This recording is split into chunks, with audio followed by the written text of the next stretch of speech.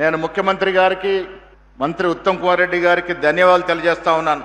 స్వాతంత్రం జరుపుకునే రోజున ఒక చరిత్రాత్మకమైనటువంటి స్మార్ట్ రేషన్ కార్డు మీకు అందజేస్తున్నందుకు ఈ రాష్ట్రంలో అన్ని జిల్లాల్లో ఈ కార్యక్రమం జరుగుతూ ఉంది.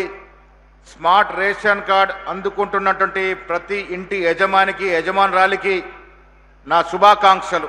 స్మార్ట్ రేషన్ కార్డ్ అంటే ఒక క్రెడిట్ లాంటి కార్డే కాదు. ఇది కుటుంబానికి యావత్తు ఒక గౌరవం, ఒక ఆహార భద్రత, పిల్లలకి ఆహార భద్రత, సమాజంలో ప్రభుత్వం ఇస్తున్నటువంటి ప్రామాణిక గుర్తింపు కార్డు ఇది. అలాంటి కార్డు అందుకుంటున్నటువంటి మీ అందరికి కూడా శుభాకాంక్షలు.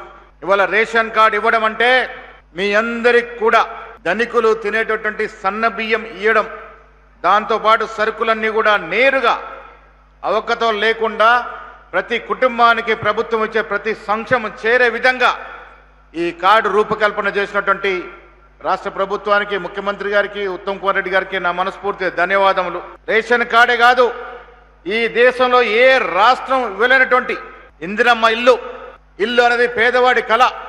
అలాంటి కళని ఎన్నికలకు ముందు వాగ్దానం చేసి ఇవాళ సాకారం చేస్తున్న ఘనత కాంగ్రెస్ ప్రభుత్వానికి. నియోజకవర్గానికి 3000 ఇల్లు చొప్పున ఇస్తా ఉన్నాం.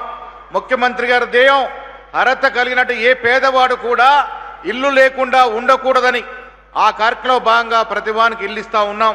ఉచితంగా కరెంటు వాడుకున్నట్టు కుటుంబాలు ఈ రాష్ట్రంలో 85% పైన ఉన్నాయంటే అది అతిశయోక్తి కాదనే మాట కూడా సందర్భంగా మనవి చేస్తా ఉన్నాను. ఒకవైపు ఈ దేశంలో ఏ రాష్ట్రంలో సంక్షేమం ఇస్తూనే మరొక అభివృద్ధిపై దృష్టి సాధిస్తూ ఉంది ప్రభుత్వం. విదేశీ పెట్టుబడులు, 70-80 వేల ఉద్యోగాలు, తెలంగాణ కోరుకున్న విధంగా తెలంగాణ యువతరానికి ఉద్యోగాలు ఇస్తూ ముందుకు తాగుతున్న ఈ ప్రభుత్వానికి మనస్ఫూర్తిగా అభినందన తెలియజేస్తూ మీ అందరికి కూడా ఇవాళ సంగారెడ్డిలో ఒక మలుపు తిరిగే కార్యక్రమంగా భాగంగా చరిత్రాత్మకమైనటువంటి స్మార్ట్ రేషన్ కార్డు ఇస్తున్నటువంటి సందర్భంలో రాష్ట్రంలో ఉన్నటువంటి కార్డులు అందుకున్నటువంటి అందరికి కూడా మనస్ఫూర్తి అభినందన తెలియజేస్తూ సెలవు. జై హింద్.